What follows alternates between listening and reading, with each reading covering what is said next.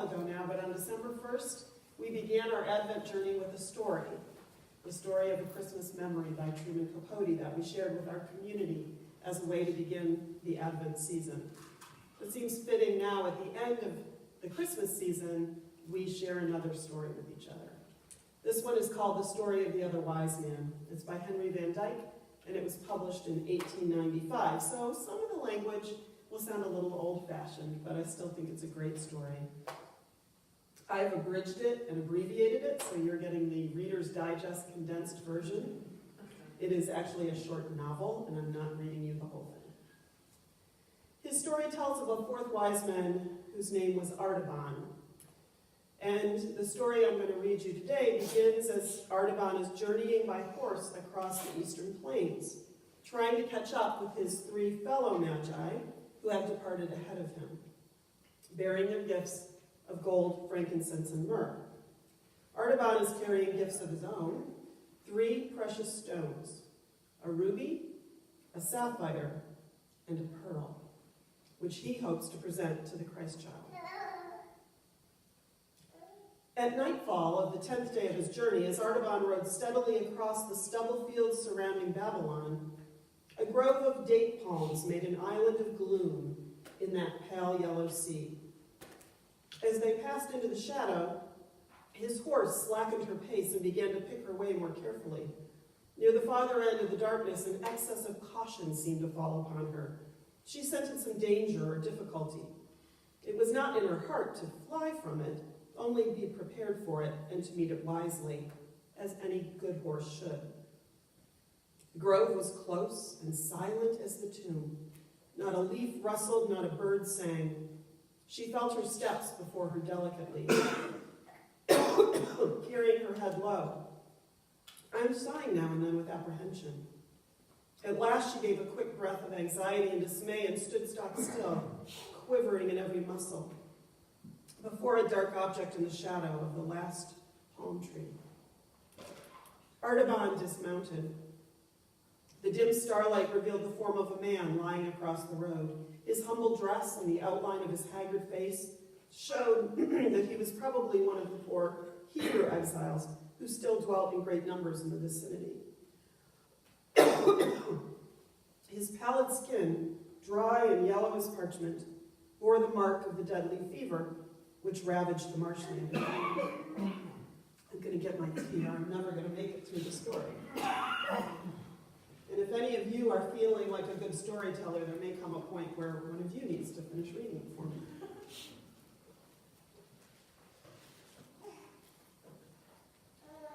Artaban's heart leapt to his throat, not with fear, but with a dumb resentment at the importunity of this blind delay.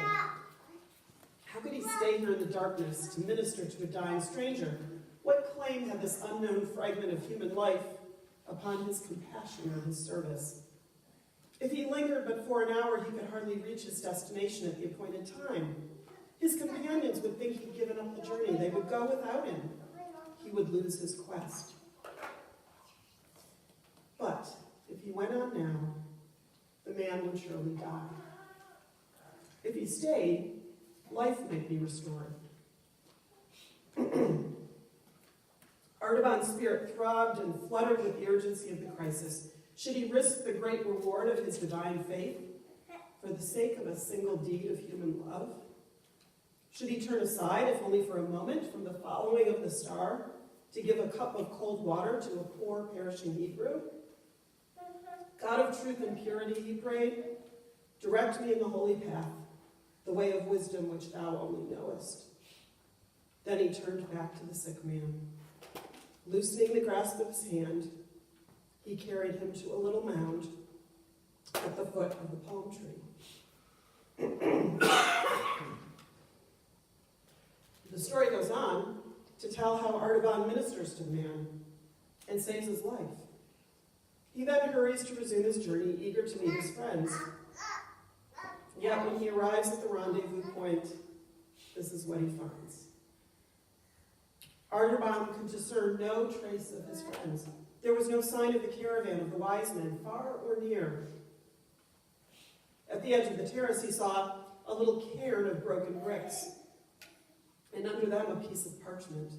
He caught it up and read, "We have waited past midnight and can delay no longer. We go to find the king. Follow us across the desert." Artaban sat down upon the ground and covered his head in despair. "How can I cross the desert," said he, "with no food and with a spent horse? I must return to Babylon, sell my sapphire, and buy a train of camels and provisions for the journey. I may never overtake my friends. Only God the merciful knows whether I shall not lose the sight of the king, because I tarried to show mercy."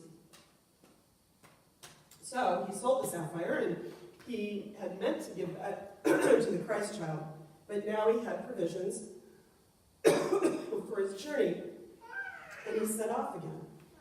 His detour, though, it took too much time. And by the time he got to Bethlehem, there was no sign, either of the newborn king or of his friends. It is 3 days after the wise men have laid their gifts of gold, frankincense, and myrrh at Jesus' feet. Mary and Joseph, they've already fled to Egypt, taking the baby with them. Now Artaban learned all this from a young mother who had welcomed him into her home. And here the story continues. Artaban listened to her gentle, timid speech, and the child in her arms looked up in his face and smiled, stretching out its rosy hands to grasp at the winged circle of gold on his breast. His heart warmed to the baby's touch. But suddenly there came the noise of a wild confusion and uproar in the streets of the village. Sorry. Strange noise. There's an uproar. Have you ever seen Drunk History? That there's, 'Twas the Night Before Christmas, where there's a strange noise too. So there's an uproar in the streets, a shrieking and wailing of women's voices, a clangor of brazen trumpets, and a clashing of swords, and a desperate cry. The soldiers of Herod, they're killing our children. The young mother's face grew white with terror. She clasped her child to her bosom and crouched motionless in the darkest corner of the room, covering him with the folds of her robe. But Artaban went quickly and stood in the doorway of the house. His broad shoulders filled the portal from side to side, and the peak of his white cap all but touched the lintel. The soldiers came hurrying down the street with bloody hands and dripping swords. At the sight of the stranger in his imposing dress, they hesitated with surprise. The captain of the band approached the threshold and thrust him aside, but Artaban did not stir. His face was as calm as though he were watching the stars, and in his eyes there burned a steady radiance. He said in a low voice, "I am all alone in this place, and I am waiting to give this jewel to the prudent captain who will leave me in peace." He showed him the ruby glistening in the hollow of his hand like a great drop of blood. The captain was amazed at the splendor of the gem. The pupils of his eyes expanded with desire, and the hard lines of greed wrinkled around his lips. He stretched out his hand and took the ruby. "March on," he cried to his men. "There's no child here. The house is still." The clamor and clang of arms passed down the street as the headlong fury of the chase sweeps by the secret covert where the trembling deer is hidden. Artaban re-entered the cottage. He turned his face to the east and prayed, "God of truth, forgive my sin. I have said the thing that is not, to save the life of a child. And now 2 of my gifts are gone. I have spent for man that which was meant for God. Shall I ever be worthy to see the face of the King?" But the voice of the woman, weeping for joy in the shadow behind him, said very gently, "Because thou hast saved the life of my little one, may the Lord bless thee and keep thee. The Lord make his face to shine upon thee and be gracious unto thee. The Lord lift up his countenance upon thee and give thee peace." So in the novel, years pass. Artaban continues his quest for the babe of Bethlehem. He journeys to Egypt, and he goes all through the Jewish diaspora, hoping to find some trace of the child who was born to be king. And now we pick up his story in the city of Jerusalem, 33 years later.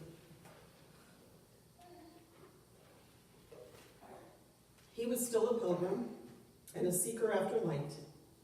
His hair, once darker than the cliffs of Zagros, was now white as the wintry snow that covered them. His eyes, that once flashed like flames of fire, were dull as embers smoldering among the ashes. Worn and weary and ready to die, but still looking for the king, he had come for the last time to Jerusalem. He had often visited the holy city before. He'd searched through all its lanes and crowded hovels and black prisons without finding any trace of the family of Nazarenes who had fled from Bethlehem so long ago. But now it seemed as if he must make one more effort. And something whispered in his heart that at last he might succeed. It was the season of Passover. The city was thronged with strangers. The sky was veiled with a portentous gloom. And currents of excitement seemed to flash through the crowd as the clatter of sandals and the soft, thick sound of thousands of bare feet shuffling over the stones flowed unceasingly along the street that leads to the Damascus gate. Artaban joined company with a group of people from his own country, Parthian Jews who had come up to keep the Passover. And he inquired of them the cause of all this tumult, where they were going. We are going, they answered, to the place called Golgotha, outside the city walls, where there's to be an execution. Haven't you heard what's happened? 2 famous robbers are to be crucified, and with them another, called Jesus of Nazareth, a man who has done many wonderful works among the people, so that they love him greatly. But the priests and elders have said that he must die, because he made himself out to be the Son of God. And Pilate has sent him to the cross, because he said that he was the King of the Jews. How strangely these familiar words fell upon the tired heart of Artaban. They had led him for a lifetime over land and sea, and now they came to him darkly and mysteriously like a message of despair. The king had arisen, but he had been denied and cast out. He was about to perish. Perhaps he was already dying. Could it be the same who had been born in Bethlehem 33 years ago, at whose birth the star had appeared in heaven and of whose coming the prophets had spoken? Artaban's heart beat unsteadily. It may be that I shall find the king at last in the hands of his enemies, he thought, and I shall come in time to offer my pearl for his ransom before he dies. So the old man followed the multitude with slow and painful steps toward the Damascus gate of the city. Just beyond the entrance of the guardhouse, a troop of Macedonian soldiers came down the street, dragging a young girl with a torn dress and disheveled hair. As Artaban paused to look at her with compassion, she broke suddenly from the hands of her tormentors and threw herself at his feet, clasping him around the knees. She'd seen his white cap and the winged circle on his breast. "Have pity on me," she cried, "and save me. My father was a merchant of Parthia, but he is dead, and I am seized for his debts to be sold as a slave. Save me from worse than death." Artaban trembled. It was the old conflict in his soul, which had come to him in the palm grove of Babylon and in the cottage of Bethlehem. The conflict between the expectation of faith and the impulse of love. Twice, the gift which he had consecrated to the worship of religion had been drawn from his hand to the service of humanity. This was the third trial, the ultimate probation, the final and irrevocable choice. Was it his great opportunity or his last temptation? He could not tell. One thing only was sure to his divided heart. To rescue this helpless girl would be a true deed of love. And is not love the light of the soul? He took the pearl from his bosom. Never had it seemed so luminous, so radiant, so full of tender living luster. He laid it in the hand of the slave. "This is thy ransom, daughter. It is the last of my treasures which I kept for the king." While he spoke, the darkness of the day of the sky thickened, and shuddering tremors ran through the earth. The soldiers, they fled in terror, reeling like drunken men. But Artaban and the girl whom he'd ransomed vanished beneath a wall. What had he to fear? What had he to live for? He'd given away the last remnant of his tribute for the king. He had parted with the last hope of finding him. The quest was over, and it had failed. But even in that thought, accepted and embraced, there was peace. It was not resignation, it was not submission, it was something more profound and searching. He knew that all was well, because he had done the best that he could from day to day. He knew that even if he could live his earthly life over again, it could not be otherwise than it had been. One more lingering pulsation of the earthquake quivered through the ground. A heavy tile shaken from the roof fell and struck the man on his temple. He lay breathless and pale, with his gray head resting on the young girl's shoulder and the blood trickling from the wound. As she bent over him, fearing that he was dead, there came a voice through the twilight, very small and still, like music sounding from a distance, in which the notes are clear, but the words are lost. The girl turned to see if someone had spoken from the window above them, but she saw no one. Then the old man's lips began to move, as if in answer, and she heard him say in their Parthian tongue, "Not so, my lord, for when did I see thee hungry and fed thee, or thirsty and gave thee drink?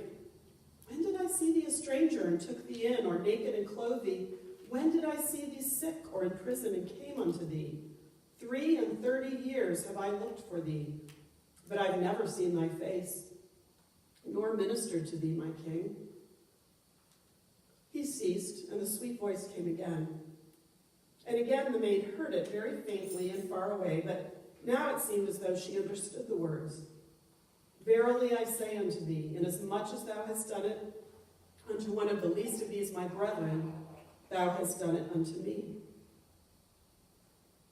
A calm radiance of wonder and joy lighted the pale face of Artaban, like the first ray of dawn on a snowy mountain peak. One long, last breath of relief exhaled gently from his lips. His journey was ended. His treasures were accepted. The other wise man had found the king. Let us pray. Gracious God, as we take down our wreaths and trees and put away the decorations for another year, we pray that we, like the wise men, will leave Bethlehem by a different road than the one we took to get to Christmas, because our encounter with the Christ child has transformed us. Help us to remember that we don't need to consult the Herods of today to find our way to you or to find our way home. We need only trust your guiding star that leads to the Prince of Peace, who waits for us in unlikely places, among the least, the last, and the lost. Loving God, in the season of Epiphany, may we live into the truth found in these timeless words of your servant, Howard Thurman. When the song of the angels is stilled, when the star in the sky is gone, when the kings and princes are home, when the shepherds are back with their flocks, the work of Christmas begins. To find the lost, to heal the broken, to feed the hungry, to release the prisoner, to rebuild the nations, to bring peace among the people, to make music in the heart.